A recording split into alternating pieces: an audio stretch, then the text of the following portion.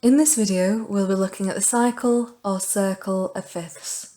And once you've watched this video, you will be able to construct your own circle of fifths. So a cycle or circle of fifths is a diagram that helps us see how the keys are related to each other. And it gets its name from the keys being a fifth apart. For example, if you start counting from C, G is 5 letters up in the alphabet. And starting on G, D is 5 above that, and so on. So to remember the cycle of fifths, I like to use a clock face as an example. So just like there is 1 to 6 on the right hand side of a clock face, those positions have the same number of sharps in the cycle of fifths. So for example, at 1 o'clock there is 1 sharp, at 2 o'clock there are 2 sharps, and so on until 6 o'clock, which has 6 sharps.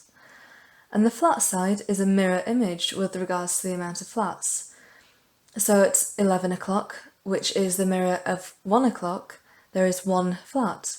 At 10 o'clock, which is the mirror image of 2 o'clock, there are 2 flats, and so on.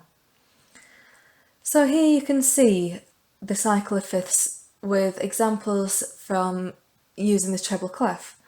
So you can see that C major and A minor are at the top because C major and A minor don't have any sharps or flats in the key signature.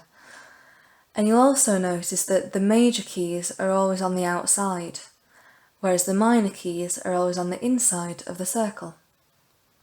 So as I mentioned before, at 1 o'clock on the clock is G major and E minor, which has 1 sharp. At 2 o'clock is D major or B minor, which has 2 sharps.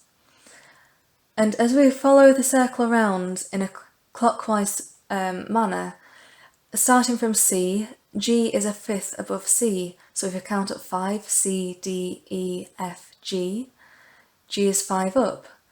And from G to D, that's 5. And we can continue that all the way around in a clockwise manner. You'll also notice that at 6 o'clock, where there are 6 sharps or 6 flats, instead of just having 2 keys, a major and a minor key, there are 4.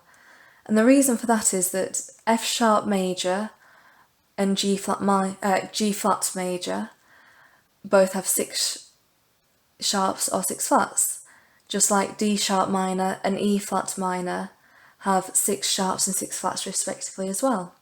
And that's because these are enharmonic keys, so F sharp is the same as G flat. And after that, continuing around in a clockwise manner, we continue on counting in fifths, so G flat is 5 away from D flat major, and D flat to A flat major is another fifth apart. But now, as we're going around, we're decreasing the amount of flats that there are in the key signature. So G flat major has 6 sharps, D flat major has 5 flats, A flat major has 4 flats, and so on, all the way around until we reach C again at the top.